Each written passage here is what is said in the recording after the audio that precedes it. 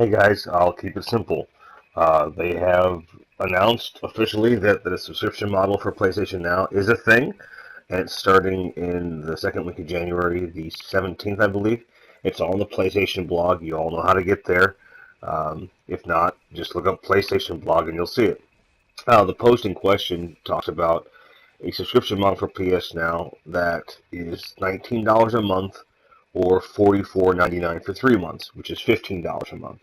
It's right in line with what I had mentioned would be the case. I was hoping for a $9.99 subscription model, and there are plenty of comments on the blog asking for something similar for a yearly subscription. So $120 a year for unlimited access to over 100 PS3 games and eventually PS2 and PS1 games is pretty darn slick. Here is the small problem that I have. In the blog post, it mentions that there are over 200 titles available for PS Now right now. The subscription model has over 100 available, meaning that not all titles will be accessible from the subscription model. That's a problem. I'm hoping I'm reading it wrong or that it's just a matter of time. They said they're going to consistently add new titles to that subscription model. I think what it boils down to is that they have to get the publishers on board with getting their piece of the pie. I think that's all this has to do with. And it probably is why they've been taking so long to get the subscription model put out there, because they wanted to make sure that there was enough in there to sustain the service as well as give pricing to the publishers that do deserve to make some money off of the service.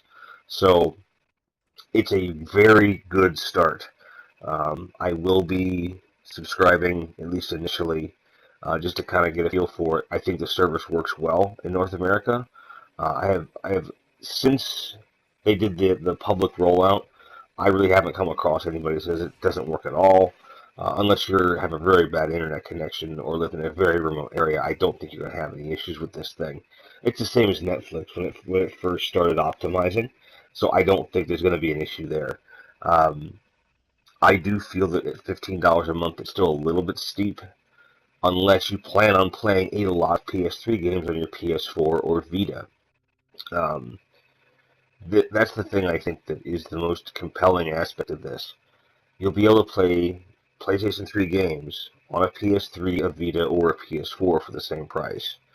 So let's say, for example, you're a kid that has like a divorced family or something. So you spend some time at your dad's place, has a PS4 there, and your mom's place only has a PS3. Well, you can play the same games across both systems, or if you're at school and you have a Vita, you can play those there off the Wi-Fi from school. So, and all the game standards are supported across the board. And they will eventually be rolling this out to Xperia devices and other devices as time goes on, as well as the smart TVs that they've announced and so on. So this has the potential to be an extremely robust service. And it says right in the blog post that they are eventually going to expand to PlayStation 2 and PlayStation 1 games on PlayStation Now. You will not be able to play games you've already purchased on the service for free. They've confirmed that a long time ago. Although that would be nice, I can understand the logistics of that probably aren't that easy. And I think that over time, maybe they will be able to change it. But for right now, I don't think that it's even possible yet, because it would have to involve integration into the PSN server in a different way. So I understand the gripe. I agree that if it's possible, it's something we should have access to, but I can also understand why we don't currently have that. When this service was announced, we were all concerned about a subscription-based model, and we wanted it. We are now getting it.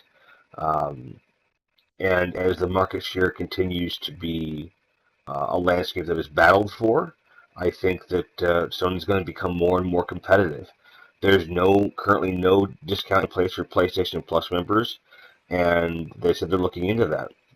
So the thought process for me being, well, if you're going to give me a discount from PlayStation Plus, 10% is plenty, because if I go at the current pricing model at $15 a month, 10% makes it around $13 a month, 13.50.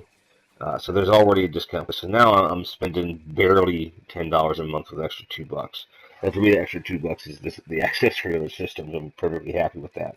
I mean, for crying out loud, I was paying $9.99 a month for access to Music Unlimited, and I was only using that on my PlayStation 4 for the most part. I would occasionally use it on my mobile device, but or like at work on breaks, I go in the browser, listen to music or something like that.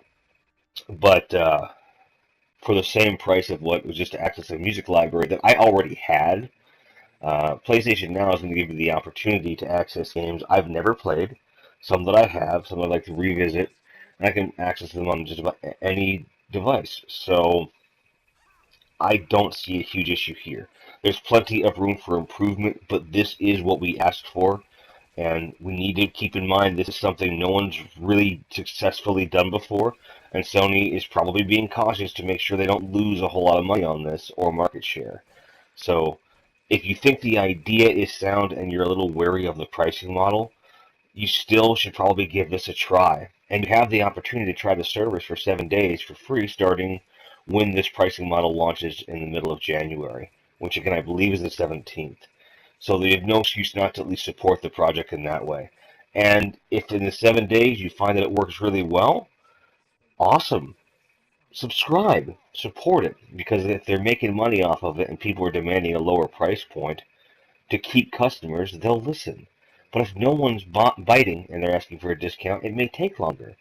So let's try to be supportive of this. This is technology that I would love to see flourish, not get squandered. So guys, tell me what you think below. Are you going to at least give this a shot? Are you going to try it for a month? Or are you going to do what I'm doing and probably just take the plunge for a 3-month subscription and see what's out there? Like I said, I do have some concerns about the library, although, that's something that's going to continuously grow, and I think that has more to do with publisher relations. I'm a little concerned about the pricing point, and I think that has every opportunity to improve. It's a hell of a good start, and I'm curious to see what you guys think. Tell me below. Happy 2015. Thanks for watching. Thanks for subscribing. And as always, keep on grinding. Cheers.